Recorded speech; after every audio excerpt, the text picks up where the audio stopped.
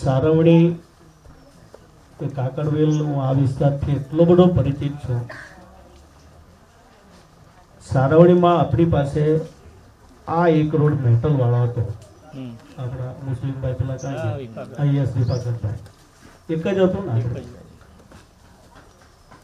કશું હતું નહીં. 2007માં હું ચૂંટણી જીતો, આ વિસ્તારનો ધારાસભ્ય બન્યો. પછી મેં ધીરે ધીરે કાનજીભાઈ હાથે આપણે શરૂઆત કરી. રોડ મારા મગજમાં હતા અને હું ધીરે ધીરે તમારી અહીંયા સુધી સ્થિતિ લઈ આવ્યો છું.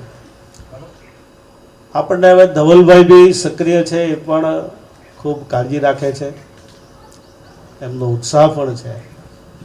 તો આ એક અમારી જે આખી ટીમ છે એ આવનારા દિવસોમાં બી ચોક્કસ તમારા કામોનું ધ્યાન આપીશું.